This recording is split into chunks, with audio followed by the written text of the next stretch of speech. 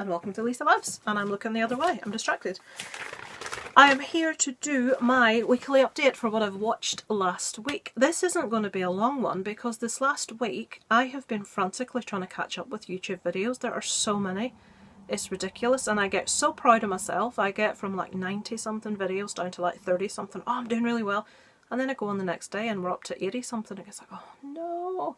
I try so hard to watch people that you know I interact with. I try so hard to watch all their videos, but it's just not humanly possible to actually do that, and to like do the tags and to sort of like find where you've been mentioned. And then you think, what if I don't watch people's videos and they make a mention of me or talk to me and I haven't seen it, and then they'll think I'm rude, and I get all sorts of... So I haven't watched that much this last week.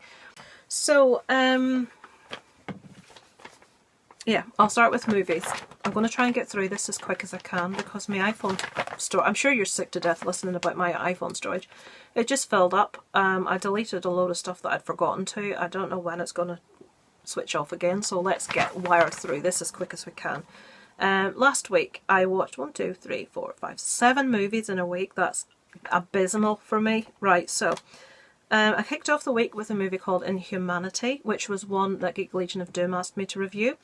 I'm trying to remember. Yes, I didn't like this movie at all. The main lead female's performance I thought was really good. That was the only positive thing I had to say. I will put a link below to the actual review on Geek Legion of Doom if it's up yet. I will put that there for you. The basic story is, it used to be called Six Pack Sam. It's about a serial killer called Sam who has killed 5 girls, going for a 6th, hence Six Pack Sam. And it's about a girl that he kidnaps and she manages to get away, and she's trying to get to the bottom of a big conspiracy type thing that's going on. I'm not going to go into loads of detail. I did a review on Geek Legion of Doom. It's not one I would recommend, but yeah, Inhumanity. Second one, the next two actually is 2 movies I've seen many times before, but you know when you just want to sit down and watch something that you know you love to just chill with. So the next one was Stir Crazy, obviously with Gene Wilder and Richard Pryor, who everyone that knows me will know I adore these two together. See No Evil, Hear No Evil is my favourite comedy of all time. Stir Crazy I love also. I'd forgotten so much of this movie. When I watched it last week, it just made me roar. So funny. You know, actually this one should be in my top 10 comedies. I'd just forgotten. It's been so long since I watched it and I love it. It just makes me roar. I love it. But should I say it again? I love it. Number 3, Zombieland. Again, awesome movie. Woody Harrelson and his Twinkies. Awesome. Where did what's the guy called that was, you know, the male lead with the young lad? I've forgotten his name. He used to be in everything. He seems to have like disappeared off the face of the earth. He's gone. But the cast of that is awesome. The intro of that's one of the best intros of all time. The music, the acting, the humour, I love everything about it. It's just amazing. It's an awesome movie. The Meg is the next one. I took myself to the cinema to see this on Saturday. This will tell you how few movies I watched this last week. So Inhumanity, Stir Crazy and Zombieland was all that I had watched up until Saturday. On Saturday I went to see The Meg. Isaac wouldn't go because he was too frightened. It's 12A, I think in America it's PG-13. In front of me was a family with a little boy about Isaac's age and a little girl of about 5, and they loved it. But Isaac can be quite sensitive to certain things. So when I watched it I thought, you know, yeah, it's probably best he didn't go see this because it was a bit scary in places for a young child. If your child is sensitive. Mine isn't overly so, but you know, certain things will freak him a little bit. Right, I've been watching a lot of reviews on this. I'm just going to say that I love this movie. I'm seeing an awful lot of negativity about it.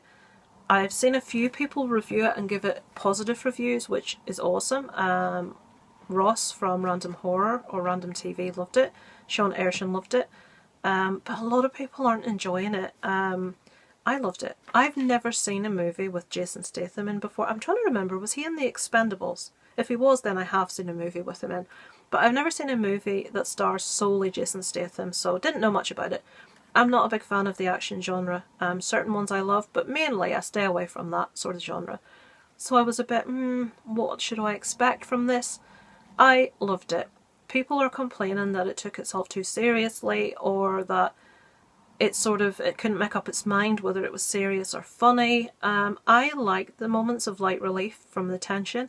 Some of the jokes were a bit corny, but you know, really, we're not watching Academy Award winning performances here. It's an action movie. It's a fun action movie. I don't like CGI as a rule. I feel that generally it doesn't work that well compared to original old-fashioned effects. But the CGI in this is fantastic. The shark looks real. I thought it was really well done. I thought there were loads of moments where I was on the edge of my seat. I was really tense. The little dog, I'll not say what happens there. But I loved it. I liked all the performances. I didn't see a weak link anywhere. The kid, and usually most people get really aggravated with kids in movies. I'm the same, even though I've got one. I don't really like to see kids in movies that much because they're annoying. That's a horrible thing to say. This little girl was brilliant. She just played the role really well. She wasn't irritating. She was pretty cool. I liked her. I liked the woman that played her mum. I'm not going to sit with a bit of paper with everyone's names on. Anybody that, you'll know who I'm talking about. And I have to mention Ruby Rose. Oh my goodness, this girl is so beautiful.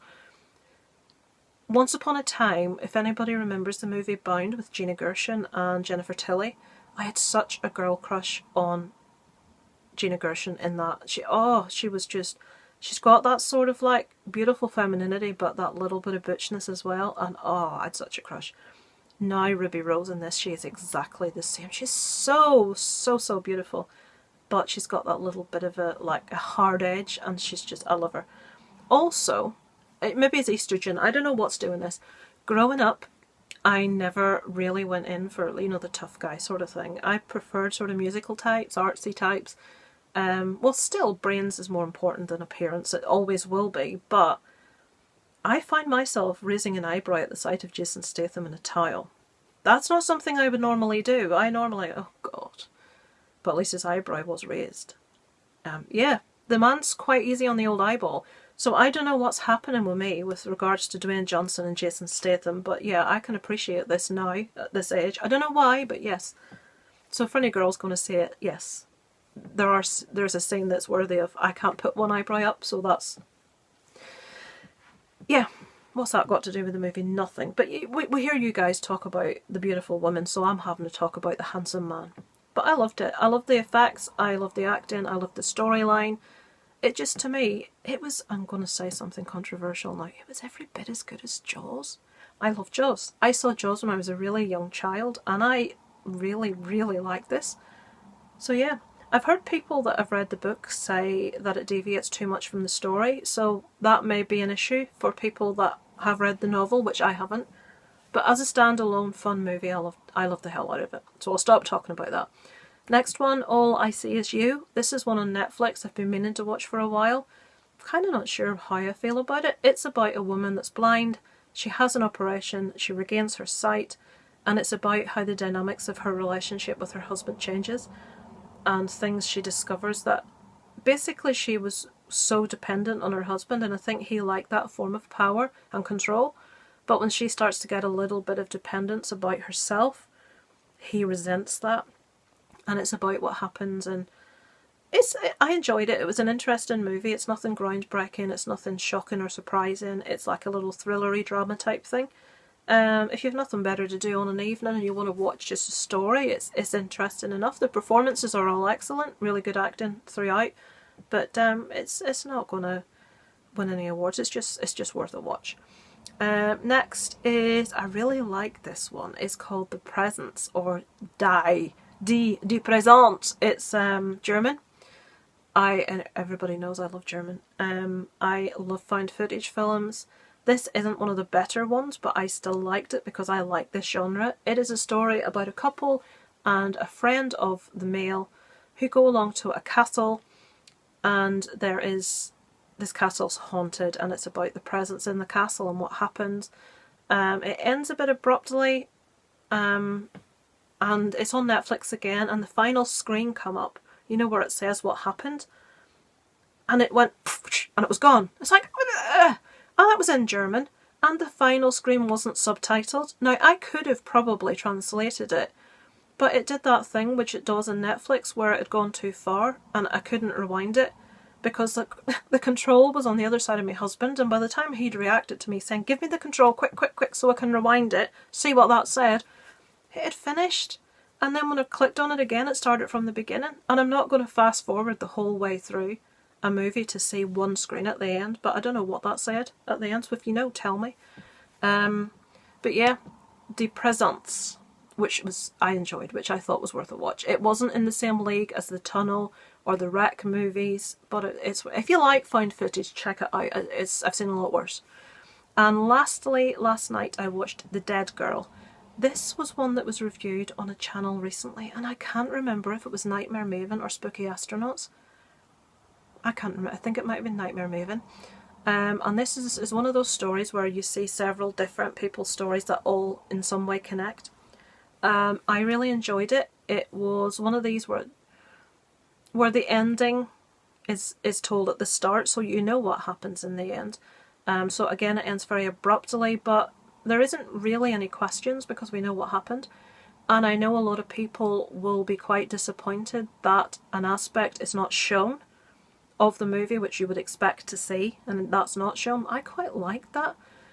If anyone has seen the one about Jeffrey Dahmer where he's a young man, a boy and a teenager, My Friend Dahmer, if you've seen that and you know how it ends, I'll tell you how it ends. It's not a spoiler. My Friend Dahmer is about the growing up of Jeffrey Dahmer, and it ends where he picks up his first victim, and then that's it. It ends. You don't see anything else. This movie, not giving away any spoilers, is called The Dead Girl. It starts with a dead girl being found, so we know the girl's going to die. There's no getting out of that. But the movie ends and we don't get... I may as well just tell you. We don't get to see the murder. We don't see the murder. The movie ends with the dead girl meeting the person that kills her. It's not a spoiler because we know she dies. We know she's dead. All I'm telling you is you don't get to see the murder at the end. So that may disappoint a few people. The cast in this was really impressive. A lot of big names in here. Toni Collette's in it. You know who's in it?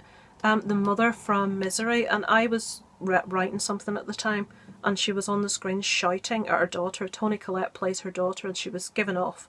She plays exactly the same character. She's like really repressive, really controlling of her daughter, and really judgmental, and she's shouting, and all I can hear is, "They're all gonna laugh at you," and I'm thinking, she didn't say that, but that's what I'm thinking, because Carrie, I'm thinking that's Carrie's mum. That has to. I'm looking at her, that's Carrie's mum. So the old IMDb came out as it does. Yes, it's Carrie's mum. So Carrie's mum's in it. I've forgotten her name. She's got a really weird name, and she just plays exactly the same character.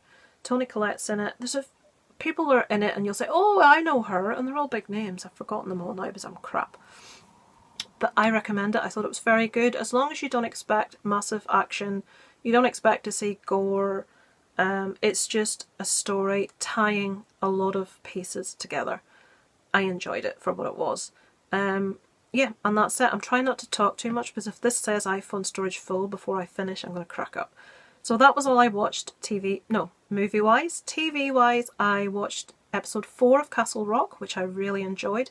Really surprising ending to episode 4. It's like, wow. I know 5, so I have to go watch it. Sinister Cinema Reviews and the Horror Show have been doing individual reviews on the episodes, which I've been really enjoying, but I haven't watched the most recent ones because I don't want to spoil it for myself. But if you do watch Castle Rock and you don't subscribe to Sinister Cinema Reviews or the Horror Show, you should subscribe to those guys. They're really good, and it's really interesting to hear them talk through their viewpoints and things on it. So then I finished, I cannot say enough good things about this, guys. I finished Cobra Kai, which is the present day update of the Karate Kid following Ralph Macchio and the other guy who someone told me in the comments last week. Crap. I could sit and write all this down, but I'm a busy mum doing loads of stuff. I don't have oodles of time. I'm trying to get this squeezed in. So it follows the modern day of the guy setting up Cobra Kai again, getting the students in. It ends with a big tournament.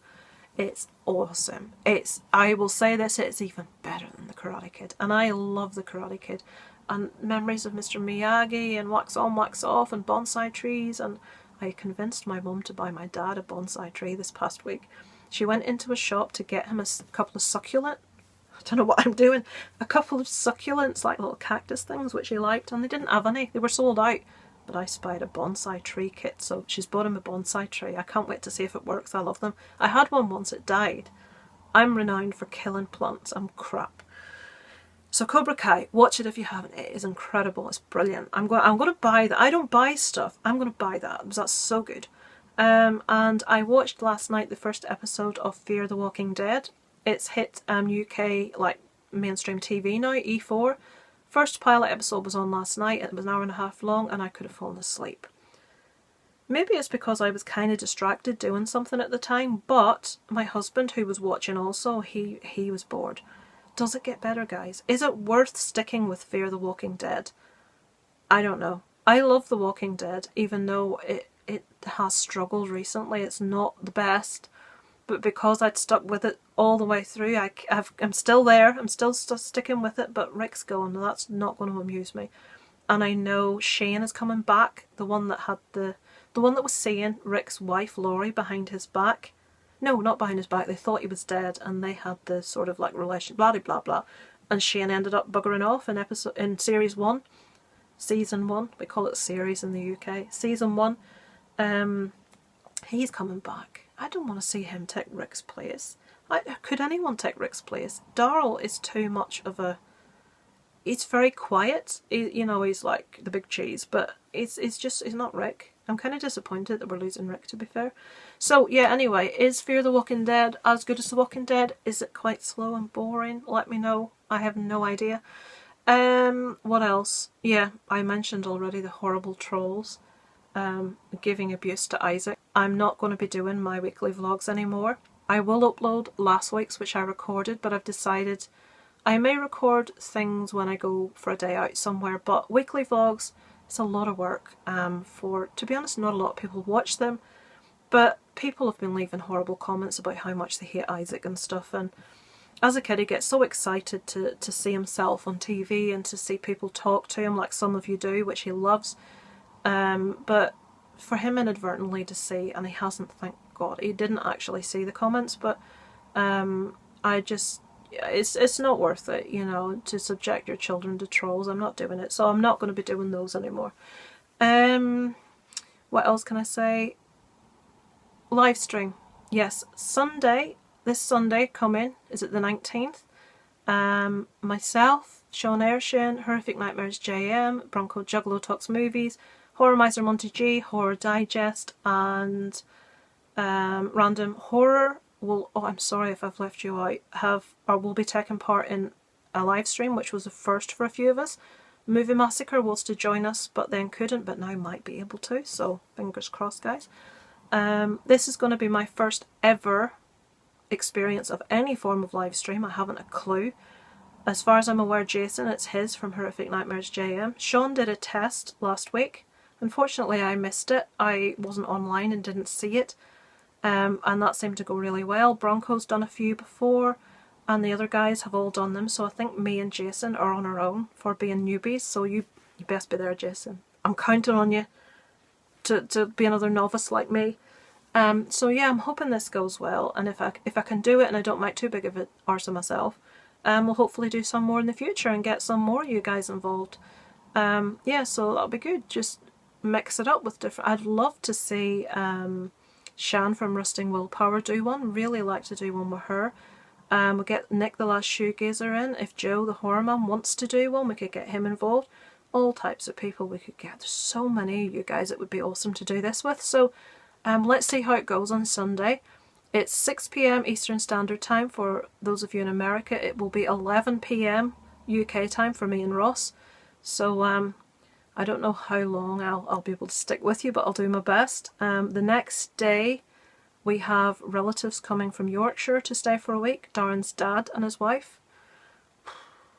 I'm not going to say any more about that, but they'll probably be there early the next morning, and I have to sort of be up to be able to do loads of stuff, so with my fibro it can be a bit difficult.